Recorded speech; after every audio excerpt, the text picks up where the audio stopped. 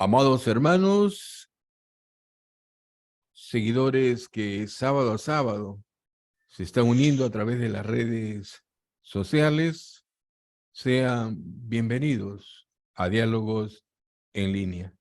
Esta noche damos paso a otro capítulo en el estudio de la Palabra de Dios, en el que tocaremos los versículos 1 al 6, conversábamos así con don Jorge, el capítulo 3 del último libro de la Biblia, Apocalipsis, donde vamos a ver lo que pasaba con esta iglesia, una de las 7.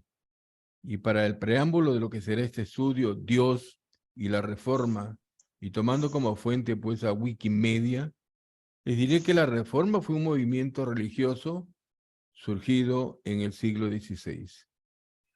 En el seno de la iglesia surgieron voces como la de Martín Lutero, que exigían una reforma para recuperar las enseñanzas del cristianismo primitivo. Y este monje, como estábamos conversando en los previos, Agustino, el alemán, daría origen al luteranismo, ¿no? Una de las ramas principales del emergente protestantismo. Hablábamos de cómo Lutero había clavado esas 95 tesis en la puerta de la iglesia de Wittenberg, un 31 de octubre de 1517.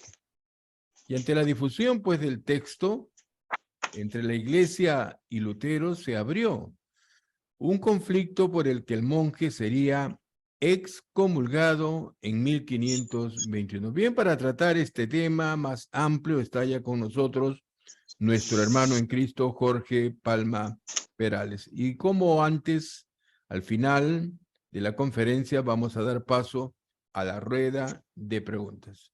Buenas noches, hermano Jorge. Adelante. Buenas noches, hermano. Gracias, hermano Renan, por la amabilidad y la gestión que el Señor te ha dado de conducir esta programación. Y vamos a dar gracias al Señor antes de empezar para que Él nos ayude a entender algunas cosas importantes y sobre todo el mensaje que es para nosotros a través de Sardis, ¿no? Porque esto es lo que nos interesa mucho, ¿no? Ya que la palabra de Dios es aplicada a todos los tiempos y a toda la gente que confía en el Señor, ¿no? Vamos a orar. Bendito Dios, te damos gracias esta noche, nuestro Padre, porque tú has dejado en tu palabra las cosas que debemos saber, las cosas que debemos tener y en las cosas que debemos, Señor, ocuparnos, esperando tu venida y esperando siempre, Señor, que estés guiando nuestras vidas personales y nuestras vidas como iglesia. Pedimos por cada uno de los que ha ingresado, nos des entendimiento para oír, preguntar y esta noche podamos conocer más de tu voluntad a través de este mensaje. Gracias por todo, en el nombre precioso de nuestro Salvador y Señor Jesucristo. Amén. Amén. Bueno,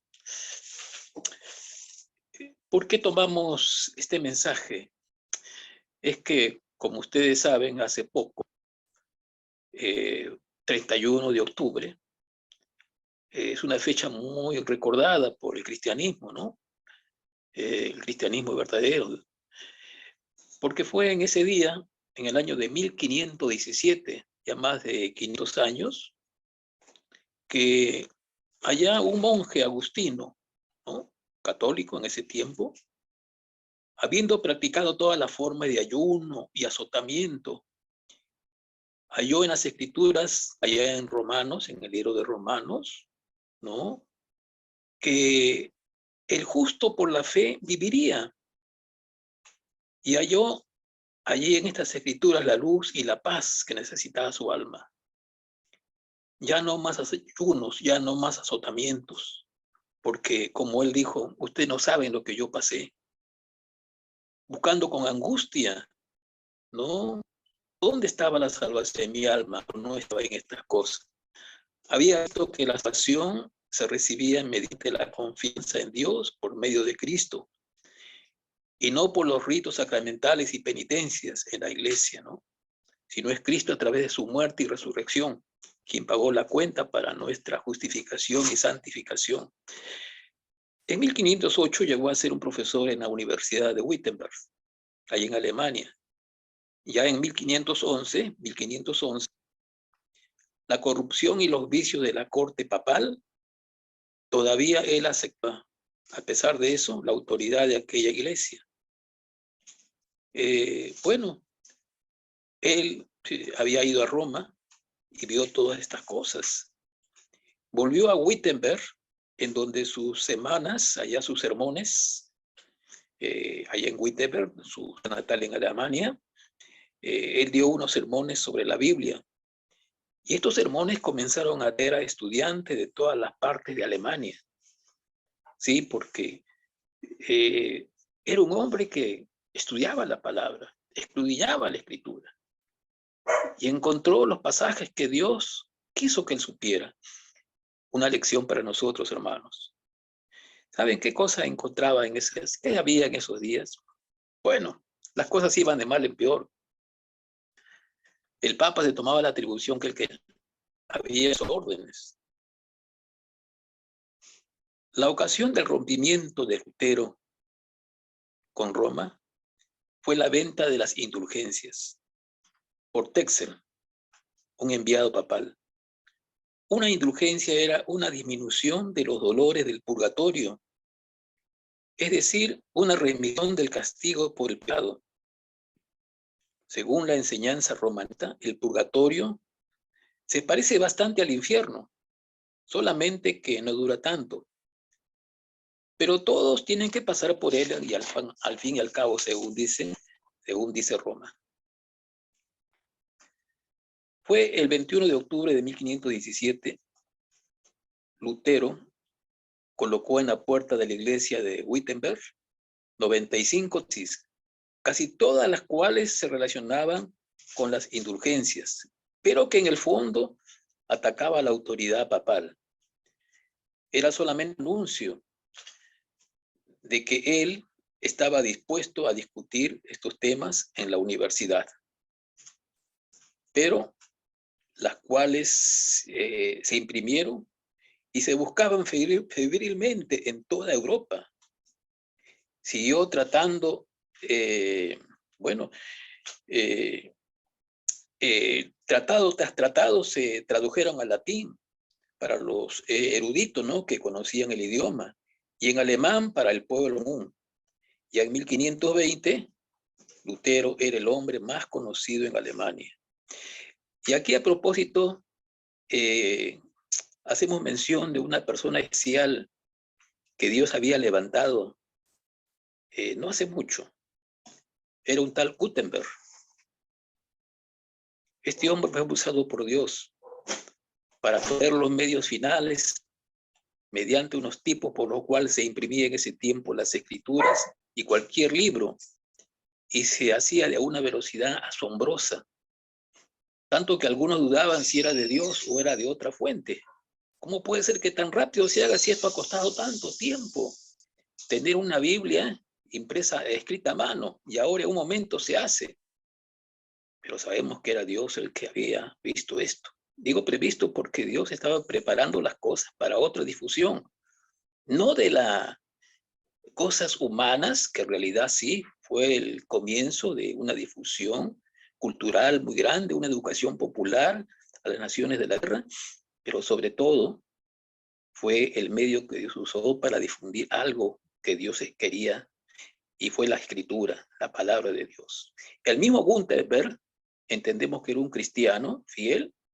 Su primer libro que imprime es la Biblia, ¿no? ¿Sí? Se le llama de las 42 líneas, porque en realidad cada página contenía 42 líneas, ¿no? Y bueno, y entonces Dios usa a este hombre Gutenberg para que se complemente lo que Dios estaba haciendo a través de Lutero, ¿no? Bueno, entonces la Biblia llegó a diferentes rincones de las naciones.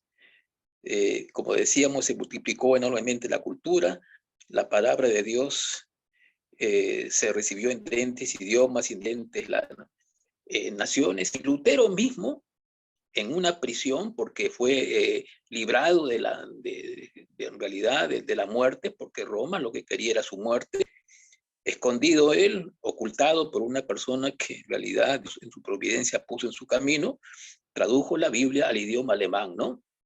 Gracias a Dios por estas cosas. Aquí estamos viendo algo que al final vamos a hacer una síntesis, porque nuestro tema era ¿qué parte tuvo Dios en la reforma? Bueno, ya ustedes pueden darse cuenta de que sí, ¿no? Dios tuvo parte en esta reforma. Dios agencia los medios, Dios agencia a los hombres, porque Dios dice que los ojos de Dios velan por la ciencia. Sí, los ojos de Dios están puestos por la ciencia. Dios quiere que, y cuando hablamos de la ciencia, no solamente estamos hablando de la ciencia humana, ¿no? Estamos hablando en realidad de la ciencia divina. Los ojos de Dios están siempre velando por la difusión de su palabra. Bueno, ¿qué podemos decir? ¿Por qué nosotros Sardis hoy día enfocamos en esta iglesia? Es que Sardis es una tipificación de lo que en realidad vivió la iglesia en esos días, cuando Sardis en realidad tenía una característica. Sardis estaba situado allá en Lidia, una nación en ese tipo, ¿no? Y era la antigua capital de Lidia, pues Sardis. Era el reino del opulento Creso, sobre el río Pactolo. Bueno, la carta que se dirige a esta iglesia en Sardis está llena de reproches. Sí, no hay felicitaciones para ella como lo hay en otros casos. No parece haber sido en vano, pues un tal Melito, que era un obispo de Sardis en el siglo II, fue eminente por su piedad y erudición. Visitó a Palestina para afirmarse a sí mismo y a su rebaño respecto al canon del Antiguo Testamento, porque tenía ese cuidado de que tomar las escrituras que eran aprobadas por Dios. Y por eso visitó Jerusalén de tal Melito, que era un obispo de Sardis. Cuidaba de esta congregación y escribió una epístola a su tema. Bueno, entonces tuvo este privilegio de tener el cuidado de Dios. También tuvo el privilegio de que, bueno, iglesias anteriores, de los siglos anteriores, habían admitido sus enseñanzas, ¿no? En realidad, bueno, no solamente enseñanzas, sino las vidas de los hombres que precedieron Santo Dios, que vivieron las ejemplares en la fe, ¿no?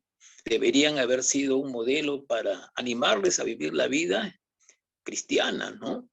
Pero ¿qué ha pasado con Sardis? ¿Saben? Para adelantar, vamos a leer aquí el Apocalipsis 3:1, ahí en nuestra Biblia, ¿no? Dice así: escribe al ángel de la iglesia Sardis, el que tiene los 7 espíritus de Dios y las 7 estrellas, dice esto: yo conozco tus obras, que tienes nombre de que vives y estás muerto. Esto es terrible, ¿no? ¿Y quién lo dice? El que tiene los 7 espíritus, el Señor Jesucristo. Él tiene los 7 espíritus de la sabiduría de Dios. Él es el que discierne los pensamientos, las intenciones del corazón. El que, bueno, ¿qué le dice? Le dice pues aquí, él tiene también las 7 estrellas, y las 7 estrellas son las iglesias que están en su mano, ¿no? Y él las está siempre auscultando, las está viendo, y está mostrándoles el camino para que ellas anden por la senda que el Señor ha programado para los creyentes y las iglesias. Están en su mano, están en su poder y están en su cuidado. Bueno, y la declaración del Señor, el examen, este examen radiológico, vamos a decir, ¿no? Esta tomografía axial computarizada. Bueno, esta lista especial del Señor es un examen final. Ese tiene nombre de que vives y estás muerto. ¿Saben? Los de esta nación de Sardis era una nación situada en un monte alto.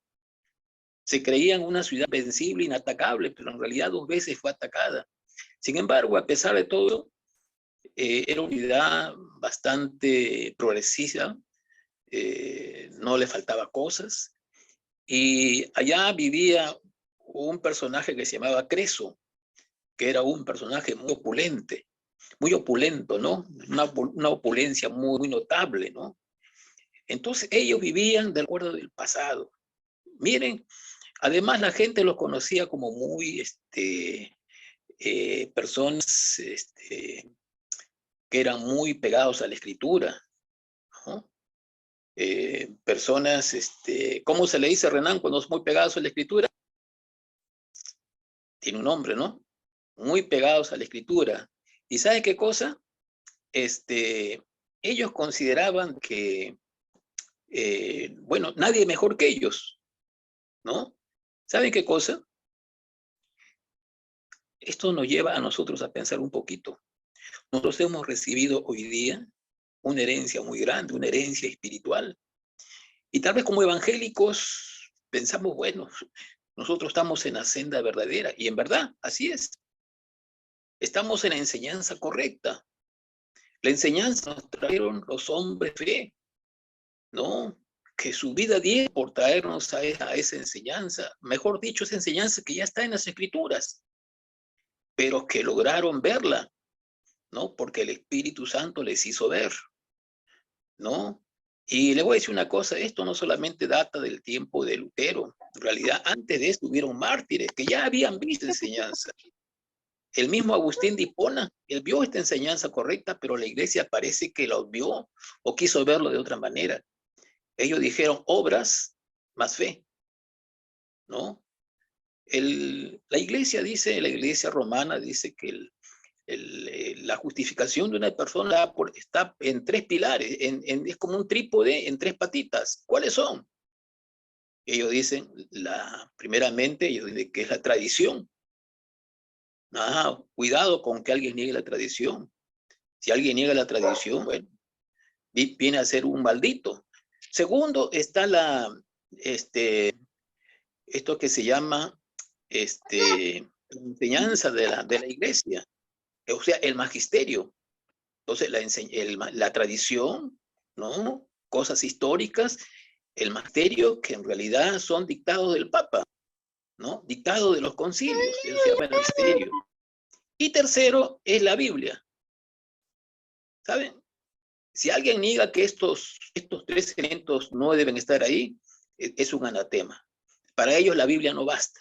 Y por eso es que el Papa, bueno, se creía con toda la autoridad de dictaminar cosas.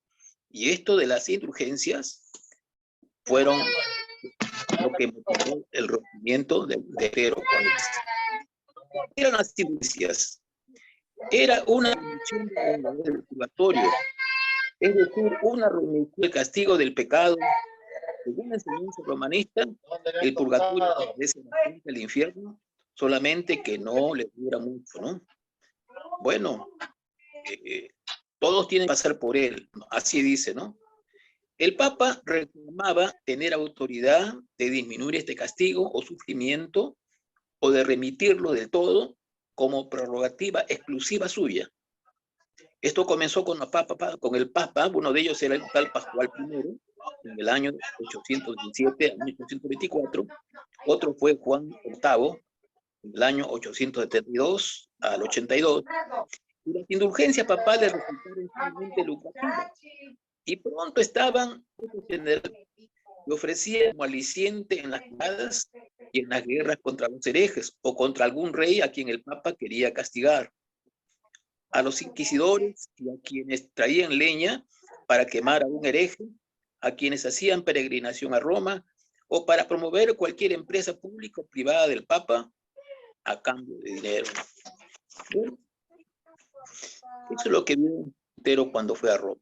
Eso fue lo que movió su alma, eso fue lo que animó a escribir estas 95 tesis en contra de estas cosas que no están en las Escrituras, y que más bien ha descubierto que la justificación es por la fe.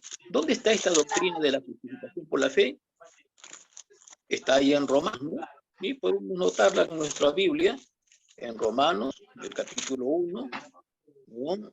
Donde dice así, Romanos 1:17, dice, porque en el Evangelio la justicia de Dios se revela por fe y para fe, como está escrito, mas el justo por la fe vivirá, ¿no? El justo por la fe vivirá. Y ¿saben qué cosa? Está escrito, dice, porque el libro de Habacuc señalaba, sí, en el Antiguo Testamento ya estaba escrito. En Habacuc 2:4 nos remite, y ustedes pueden ver, regresar un ratito a la Biblia y van a ver que eso ya estaba en el Antiguo Testamento. No fue una cosa de último momento sacada por Pablo, no. El justo por la fe viviría, así estaba escrito en el Antiguo Testamento, ¿no? Habacuc 2:4 nos dice así. Dice, he aquí que aquel cuya alma no es recta se enorgullece, mas el justo por la fe vivirá.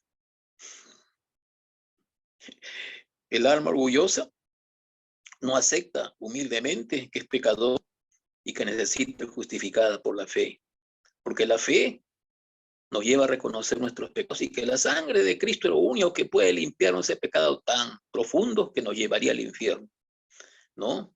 Bueno, fue la doctrina de Caín.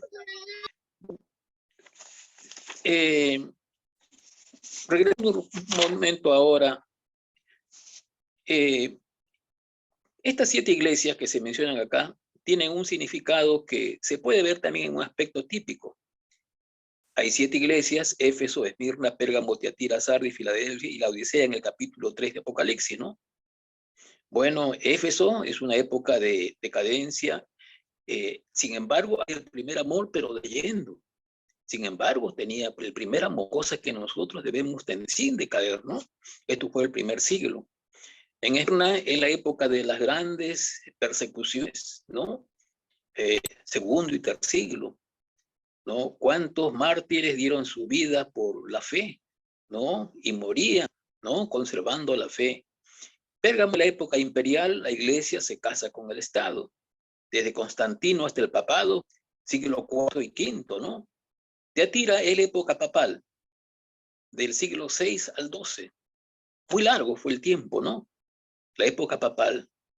Pero en ese tiempo surge Sardis, ¿no? Del 12 al 16 es la época de la Reforma. Es la época del siglo XII al XVIII. Filadelfia, como ustedes ya conocen, es la época de la era misionera, el siglo XIX. Y la Odisea es el tiempo, desde ese tiempo hasta que nosotros, el tiempo que estamos viviendo. Bueno, otros lo ven también hacia otro bosquejo, es que el siglo I muestra la iglesia apostólica, del siglo II al siglo X es la iglesia perseguida, del siglo IV al siglo V es la iglesia imperial, del siglo VI al siglo XVII es la iglesia papal, y el siglo XVI al tiempo presente es la iglesia reformada. La cosa es esta, hermanos, nosotros decimos en qué tiempo estamos viviendo, pero la cosa es que debemos ver no tanto en qué tiempo vivimos, aunque las cosas no parece que fuera la iglesia de Tiatira tan perseguida como era, tampoco parece mucho la iglesia de Filadelfia, porque vamos a ver de que es cierto, hay hermanos que están yendo a lugares alejados, están buscando que llevar el evangelio, ¿no? Pero vamos a ver que la iglesia en estos días más bien parece que se ha estado dormido en sus laureles. Estamos viviendo el tiempo de Esmirna, donde recordamos, bueno, que ya tenemos la doctrina ortodoxa correcta y entonces estamos bien. Pero la Biblia va a decir, mira, tienes nombre de que vives, tienes nombre de que vives, tu nombre está bien, vive, nombre de que, pero estás muerto. ¿Por qué muerto? Porque no hay vida. ¿Y qué es la vida? Unión con Cristo. Permanecer unido con Cristo, permanecer en unión con Él, ¿no? Bueno, vamos a ver que esto implica varias cosas, porque, mejor dicho, resulta en varias cosas, ¿no? Cuando nuestra vida está unida con el Señor permanentemente. Bueno, ¿qué podemos decir ahora? Dios vela por la ciencia. Proverbios 22:12. Veamos Proverbios 22:12. Dios está velando por la ciencia. El libro de Proverbios nos dice así. Decía, Dios está velando que las cosas sean finalmente como Dios ha planeado que sea. Nos dice así, los ojos de Jehová velan por la ciencia, mas él trastorna las cosas de los prevaricadores. Y así sucedió. Roma no se quedó tranquilo. Guerra, guerra, ataque tras ataque, muerte tras muerte, murieron millones de personas por su fe. ¿No? La historia es larga, pero gracias a Dios, hombres valerosos según el Espíritu de Dios, ¿no? Al fin prevalecieron. Y la Biblia dice que las puertas del Hades no prevalecerán contra su iglesia, contra los que son santos, ¿no? Aquellos que realmente tienen al Señor. Bueno, la Biblia también nos dice que el Espíritu Santo nos guiaría a toda la verdad. Y el Espíritu Santo no está dormido. En los tiempos de todos los tiempos y también a través de Lutero, la iglesia ha seguido actuando y haciendo que las cosas que estaban en la Biblia se redescubrieran, mejor dicho, se vieran como estaban escritas. Y uno de ellos fue Lutero. El mismo apóstol Pablo, él enseñó la justificación por la fe, sin las obras de la ley. Pero vamos a ver que, como ustedes saben, hermanos, la verdadera se evidencia por la vida que vivimos. Se evidencia por los caminos que llevamos, porque estamos viviendo y caminando en unión con Cristo. Y está entonces ahora, la pregunta es, ¿qué relación tiene pues Sardis con nosotros? Bueno, Sardis era una iglesia que vivía en su pasado, orgullosa de que, bueno, era reconocida como una iglesia muy ortodoxa, muy correcta en su fe, pero ¿saben qué cosa? Nada más que había eso, ¿no? Y esto puede pasar con nosotros.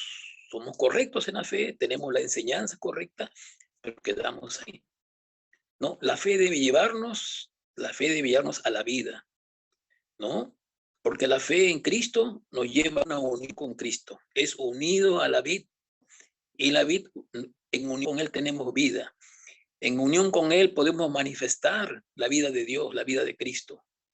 Él anduvo en este mundo caminando, haciendo la voluntad de Dios, llevando su mensaje en su vida y a través de sus acciones. En realidad nosotros somos, hermanos, deudores, deudores al, bueno, no vamos a decir que somos deudores a Dios porque en realidad nos debemos a Él, por supuesto, ¿no?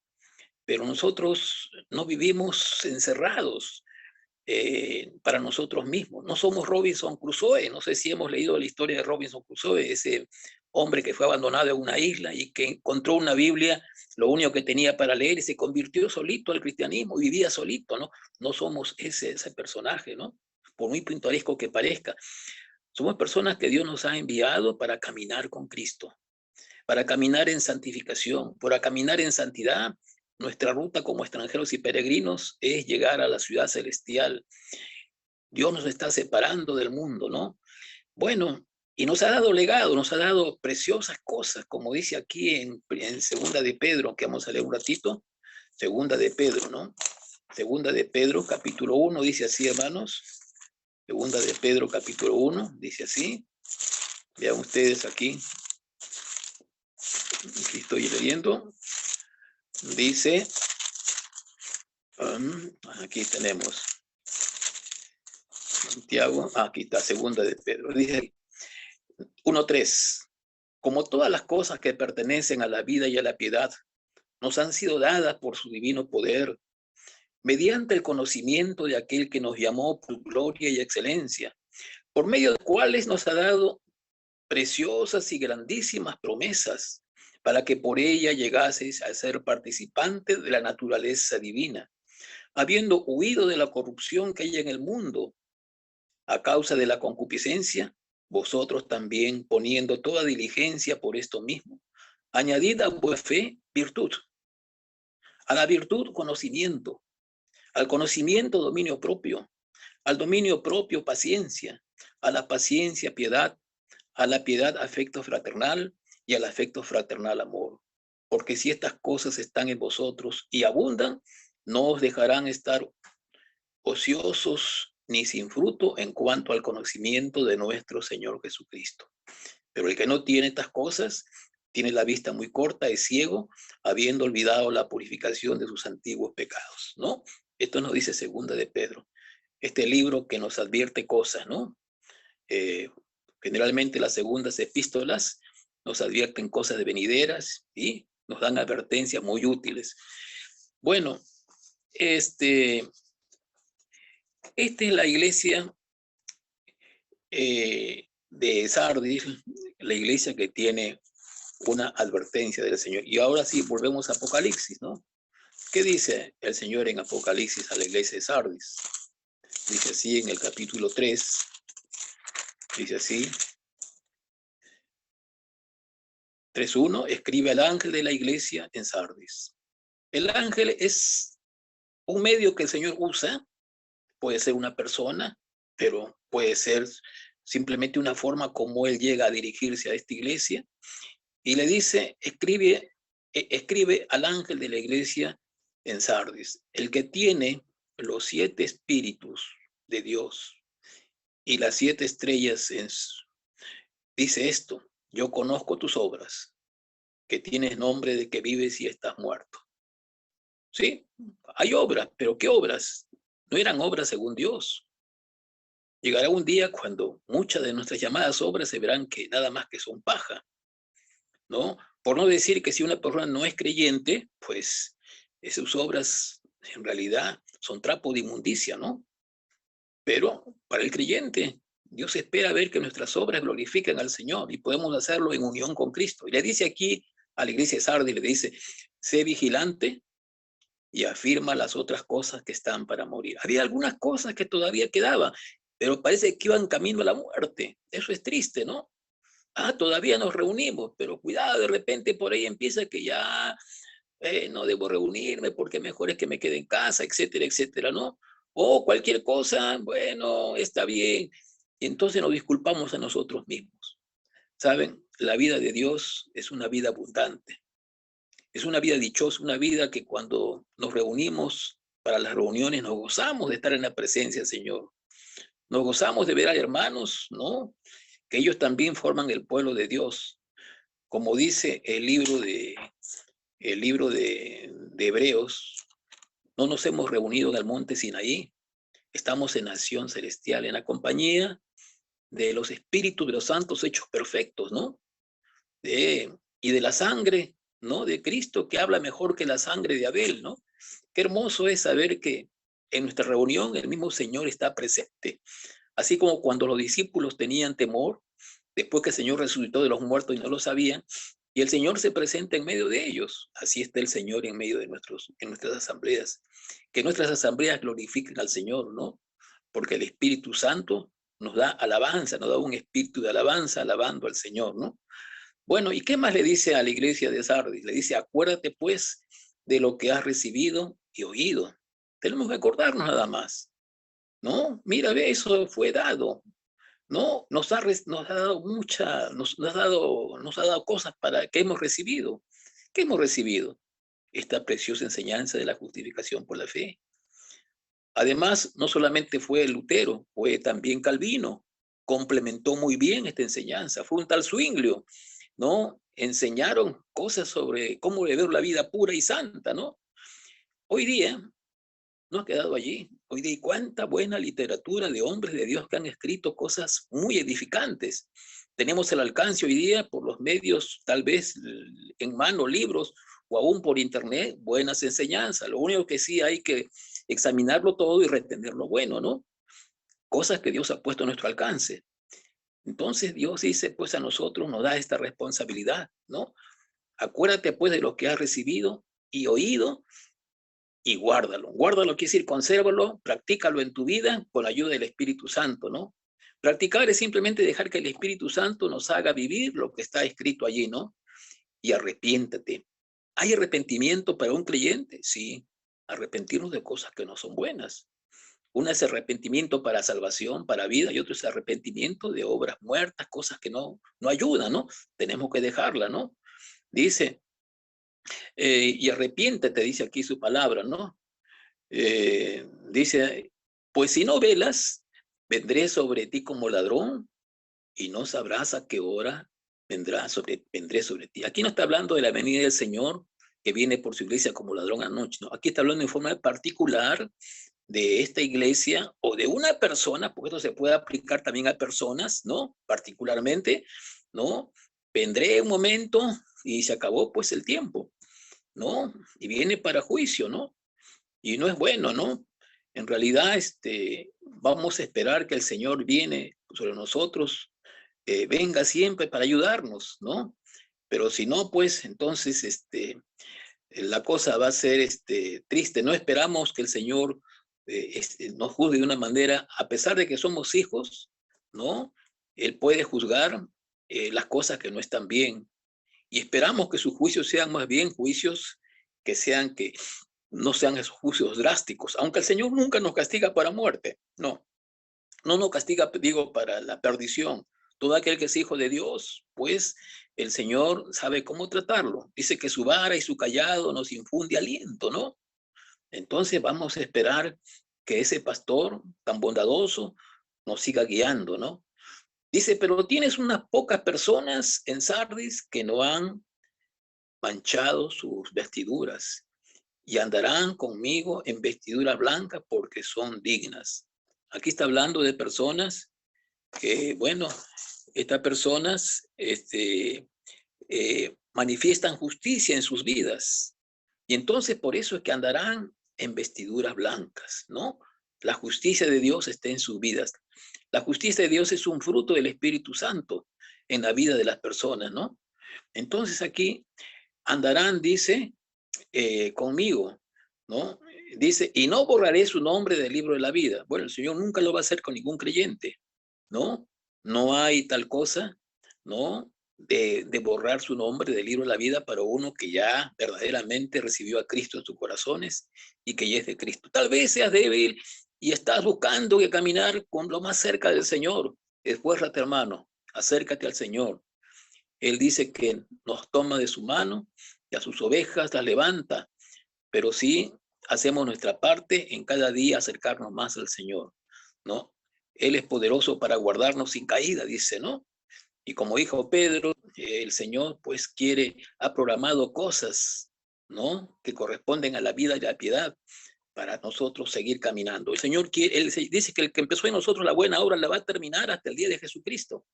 Pero también hay una responsabilidad de nosotros, ¿no? Que no depende ya de poder, sino simplemente de voluntad, ¿no? Y es que seguir la santidad corresponde a nosotros, ¿no? El Espíritu Santo nos anhela, dice celosamente, y nosotros simplemente le decimos sí al Señor, ¿no? Entonces, el versículo 5 dice aquí de 3:5 de Apocalipsis, el que venciere será vestido de vestiduras blancas y no borraré su nombre del libro de la vida y confesaré su nombre delante de mi Padre que está en los cielos. Es lo que el Señor va a hacer, ¿no? Confesar su nombre. Hoy día tal vez, bueno, puede ser que en las muchas persecuciones nos lleven a estar callados y no decir nada, hermanos. No, el testimonio del Señor vamos a llevarlo donde vayamos, ¿no? Es el testimonio victorioso de Cristo en nuestras vidas. Vamos a confesar su nombre, ¿no? Somos de Cristo y nos ha dado un testimonio. Llevar el nombre de Cristo en nuestras vidas y en nuestros labios, ¿no? Sobre todo este mundo que es un mundo que no conoce al Señor, apóstata, ¿no? Pero muchos de ellos están buscando al Señor y aquí nos ha dado a nosotros. Nos preguntamos, ¿no? ¿Qué haría un médico escondido en el tiempo de pandemia si se necesita ese médico? ¿No? ¿Qué hacemos los creyentes escondidos en un tiempo que el mundo necesita y ayuda espiritual y tal vez ellos mismos no se dan cuenta, ¿no? Bueno, aquí dice pues, eh, confesaré su nombre delante de mi Padre, aquel me confiesa delante de los hombres, yo también le voy a confesar. Aquí dice, ¿no? El que tiene oído, oiga lo que el Espíritu dice a las iglesias. Es el Espíritu Santo el que está hablando a nosotros, ¿no? Nos habla. Bueno, esperamos de todo esto Que nuestra vida sea no solamente como, no sea la vida de Sardis, sino sea la vida de Filadelfia, a quien Dios le abre una puerta abierta, ¿no? ¿Sí? No la iglesia de la Odisea, donde la iglesia de la Odisea ya es una iglesia que el Señor está fuera, ¿no? Aquí todavía dice, afirma las cosas que están para morir, esas cosas que todavía necesitan afirmarse, no las dejes, continúa. No solamente eso, sino que el Señor en otras epístolas nos dice que el amor de Cristo debe ser el mismo o debe ser más, ¿no? Que las primeras veces. Nunca debe de caer el amor de Cristo, ¿no? Y la oportunidad misionera que le da a Filadelfia. Algunos dicen que nosotros estamos viviendo en un tiempo de Sardis, Filadelfia, ¿no? Estamos viviendo en un tiempo, y también la Odisea, ¿no? Esperamos que más se parezca a Filadelfia, ¿no? ¿No? Que aunque tienes, ¿no? Aunque eres, como dice aquí, aunque tienes poca fuerza, sin embargo, el Señor ha puesto una puerta abierta delante de ti. Hermanos, bueno, gracias al Señor esta noche por poder concluir estas cosas. Más bien dejaría ahora para el resto las preguntas, si es que hay preguntas, ya, porque creo que ya también Sí, ya estamos con tenemos. el tiempo vencido. Las Sí. gracias, hermano Jorge. Las gracias al Señor también por su palabra. Abrimos la rueda de preguntas. Pascual, comentarios. Abre tu micrófono, Pascual. Hermano Jorge, muchas gracias, hermano, por el mensaje tan nutritivo para nuestro crecimiento espiritual, sobre todo para los hermanos que están aquí también. Gracias, hermano. Es muy que hay bastante cosas todavía que entender. Es un tema bastante amplio. Sin embargo, he entendido que esta iglesia de Sardis, al margen de este tiempo de la reforma, hay muchos aspectos importantes que Dios ha usado, como decía don Jorge, en el hombre para poder avanzar su iglesia, la fe. Ha habido muchos hombres como Martín Lutero, como Calvino, que también han formado parte, ¿no? De la verdadera fe. Antes me preguntaba cómo es el pensamiento de Calvino y de Lutero. Y, bueno, algunos hermanos sí me apoyaron en decirme, son dos personas o dos conceptos de una misma moneda, ¿no? La moneda es un elemento que tiene valor y realmente en ambos lados tiene un número y también un contenido y es un valor, ¿no? Y podemos ver que sus aportes han ayudado a que la fe cristiana siga creciendo. Y en todo esto no es el hombre, sino que también Dios se ha provisto en su bondad a que el hombre haga prevalecer por su palabra de verdad. El mismo Gutenberg pudo haber deseado, como todo ser humano, hacer algo grande para su país, para su familia, para su, no sé, dejar algo. Y algo, tenemos un proyecto de vida, un plan, y lo que él, como el hermano Jorge dijo, lo que deseaba era tener esa imprenta. ¿Y para qué hacer la primera obra, ¿no? Que esa máquina, la primera imprenta iba a ser el libro de libros, la palabra de Dios. Y gracias a Dios que de ahí comenzó a propagarse la palabra de Dios en diferentes maneras, hasta hoy en día, como digitalmente, ¿no? Y ni siquiera a veces ya, bueno, la Biblioteca Nacional puede haber tenido ahora con toda esta virtualidad, para fotocopiar o para transformar digitalmente, hay muy buenos también documentos antiguos que de repente costaría, no sé, al Perú, a la nación, transformarlo digitalmente, pero está mayormente la modernidad avanzando cada vez más. Gracias, hermano. Solamente quisiera de repente un poco acotar, lo que has leído de Sardis, habla bastante de los 7 espíritus, el Espíritu Santo, como vemos. En Lucas capítulo 10, verso 20, dice, pero no os regocijáis de lo que los espíritus se os sujetan, sino regocijaos de que vuestros nombres están escritos en los cielos. Entonces, vemos ahí en este libro con nuestro hermano, había bastante descuido, un adormecimiento, en algunas partes es realidad, y es bien crudo decir que está la palabra muerto, ¿no? Entonces es una iglesia dormido, ¿no? En este aspecto, pero que aún así el Señor dice, al que venciere será vestido de vestiduras blancas, y no borraré su nombre del libro de la vida. Nuevamente el libro de la vida, donde hemos leído en Lucas, está bastante enfático, y tanto también en Filipenses 4:3 y también en Apocalipsis 20:12, ¿no? Y ahí en Apocalipsis 20:12 nuevamente vuelvo a decir el libro de la vida, y también los muertos. En este libro de la vida, mi pregunta, hermano Jorge, es un solo libro. Entiendo que hay cosas que de repente ya no nos incumbe, solamente corresponde a Dios.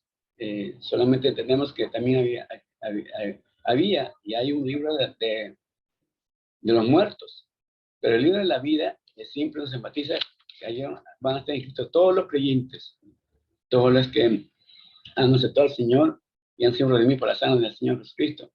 Pero hay otro libro que sea el mismo libro, ¿no?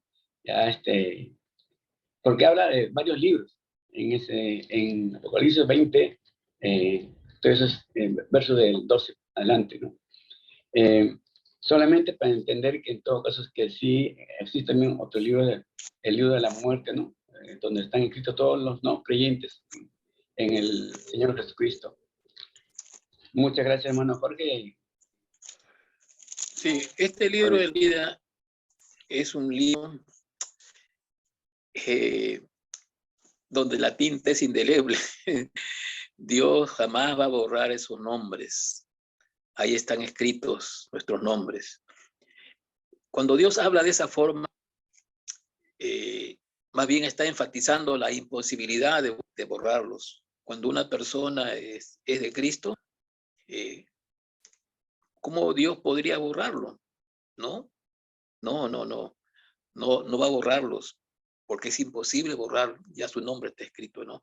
Está hablando de esa manera de posibilidad, ¿no? Pero una posibilidad que en realidad, lógicamente, así sería, pero no es en el caso de un creyente. En el caso de un creyente, su nombre no va a ser borrado, ¿no? ¿Por qué? Porque su vida misma, ¿no? En el momento que aceptó a Cristo, ¿no? El Señor conoce. La Biblia habla, pues, en diferentes formas a través de la Escritura de esta seguridad de salvación, ¿no? Habla de que hemos sido salvos, habla de un tiempo pasado. El Señor, cuando hablaba a las personas que se acercaban a Él, muchas veces le decía, tú te has salvado, vete en paz, ¿no? Te has salvado, hablaba en el tiempo pasado, porque el Señor veía que ya era salva, ¿no? Entonces, también decía, regocije su nombre, está en el libro de la vida, no se regocíjese tanto que se sujetan los espíritus a ustedes, ¿no? Y en realidad, así es. Entonces, esta manera de hablar del Señor lo dice porque a una vista, vamos a decir, general, en realidad, humanamente se hace eso, ¿no? Es posible borrar, pero que en el caso de Dios, Dios no borra los nombres de una persona que son creyentes, son imborrables, ¿no? Entonces, Apocalipsis es un libro que habla a personas, pues, que unos son verdaderos creyentes y otros tal vez en Sardis no lo eran. Tiene que hablarle de esa manera para hacerle ver de que Dios es serio y es fiel. Si aceptan, su nombre jamás va a ser borrado, ¿no? Entonces, cuando entendemos esa forma de hablar al Señor, el Señor está hablando a tipo de personas que todavía estaban en duda, no conocen al Señor, ¿no? Gracias, Jorge. Apocalipsis, capítulo 3, Gracias. verso 20. Dice, he aquí yo estoy a la puerta y llamo. Y si alguno oye mi voz y abre la puerta, entraré a él y cenaré con él y él conmigo.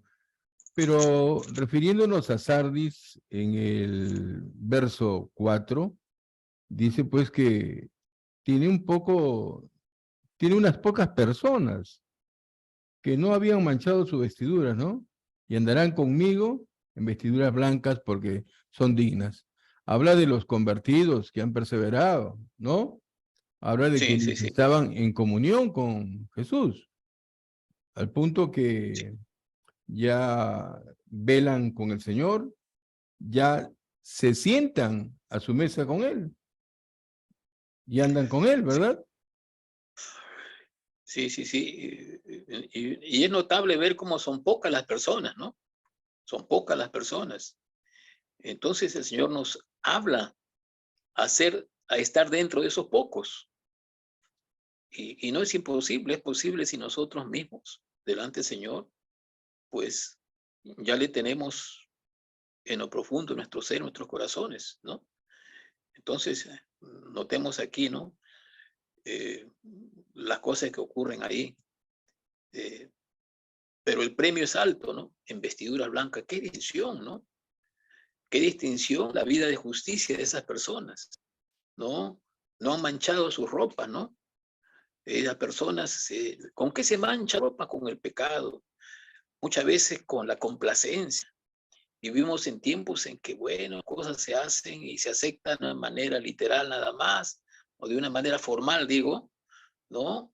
Pero eso no es la vida de Cristo. La vida de Cristo es una vida en la cual Cristo está viviendo en mi ser, ¿no? Para mí el vivir es Cristo, dice, entonces caminamos en la cercanía de Él, lleno del Espíritu Santo, ¿no? Que debe ser la vida normal, la vida corriente, ¿no? Vamos a decir, la vida normal, mejor, de todo creyente, ¿no? ¿Y cómo es esto? Viviendo su palabra, nutriéndonos de su palabra, eh, eh, orando continuamente en el Espíritu Santo, caminando con Dios a momentos de nuestras vidas, ¿no? Dirigido por el Espíritu Santo, ¿no? Así es. Esperando la venida del Señor. Esperamos su venida. Así es, hermano. Las gracias, hermano. Qué bueno que el propio Señor diga, pues, que estas personas son dignas, ¿no? Vamos a darle paso a Félix. Está con nosotros Félix. Félix, Sí, hermano, que estoy. adelante. Una pregunta, un comentario. Bueno, para comentar, ¿no? De hecho, me llama mucho la atención el versículo 1 cuando dice, no, yo sé lo que haces y que tienes, ¿no? Nombre de que vives y estás muerto, ¿no?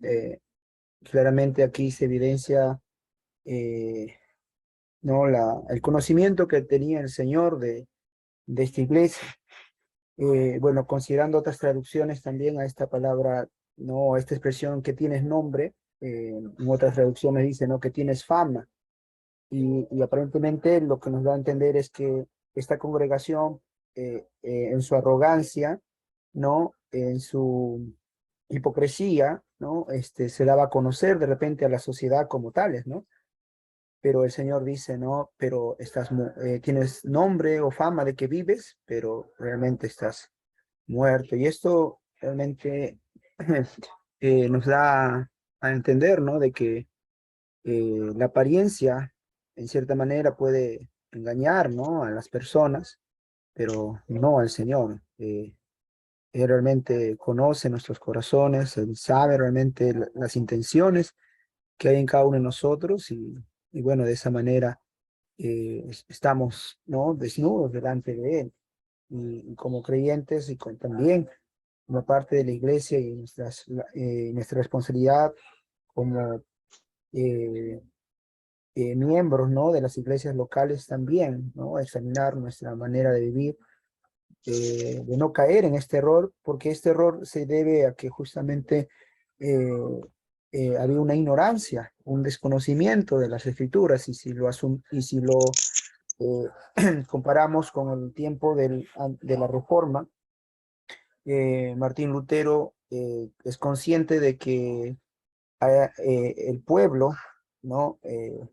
Es ignorante de las verdades de Dios, y que esta ignorancia pues les lleva a obedecer todo lo que en este caso la Iglesia Católica disponía para ellos, ¿no? Y bueno, cuando él lleva a cabo, bueno, Dios permite a través de él iniciar esta reforma. Creo que uno de los resultados de esta reforma no solamente fue el conocimiento o las verdades que él publicó en sus tesis, ¿no? Sino que fue también el promotor de las escuelas públicas, ¿no? Porque era consciente de que la ignorancia les lleva realmente a someterse a pensamientos, a ideas, ¿no? A caer realmente en el misticismo. Y bueno, Dios lo usó para que se puedan, el pueblo, ¿no? La gente común y corriente pueda aprender a leer, y mediante su lectura poder realmente conocer las verdades, ¿no? Y él como promotor o reformador, su anhelo era también, ¿no? De que las personas lean las escrituras, y por eso también, ¿no? La razón del por qué se tradujo la Biblia, ¿no? De latín al alemán, porque quería que realmente todas las personas conocieran eso, ¿no? Entonces, ahí nos damos cuenta también de que la ignorancia pues lleva a un extremo, ¿no? El desconocer las escrituras lleva realmente a establecer nuestras propias doctrinas, nuestros propios pensamientos, y caemos en el error de, como se ve en la iglesia de Sardis, ¿no? De, de hacer populismo, ¿no? De honrarse a uno mismo y no al Señor, ¿no? Y creo que también ahí tenemos nosotros una responsabilidad, ¿no? De poder seguir creciendo en la gracia y el conocimiento de nuestro Señor Jesucristo. Por eso también aprovechar, ¿no? Para animarlos, hermanos, no, a que cada oportunidad que tengamos, sigamos aprendiendo más de las Escrituras, compartiéndola también con los demás, y sobre todo disfrutando de la comunión los unos con los otros. Eso es lo que quería comentar, hermanos. Gracias. Bien, las gracias, Félix. El tiempo nos ha ganado. ¿Hay alguna última pregunta? Quizá Pedro quiera preguntar algo o añadir algo. Por el momento no, Renan. Ya, Pedrito. Gracias, gracias. Bien. Bueno, hemos compartido la palabra y hemos visto en este capítulo 3 de Apocalipsis cómo la iglesia de la corrompida, podemos decirlo así, Sardis, fue pues censurada, ¿no? Por su decadencia en lo que respecta o lo tocante a la religión vital, ¿no? A esa religión no fingida. Tengamos presente este Apocalipsis 3:3. Acuérdate pues de lo que has recibido y oído, y guárdalo, y arrepiéntete. Pues si no velas, vendré sobre ti como ladrón, y no sabrás a qué hora vendré sobre ti. Hermanos, el Señor bendiga su palabra. Hasta aquí lo que fue Diálogos en Línea. Volveremos pues el próximo sábado con otro estudio de la palabra de Dios. Hasta pronto.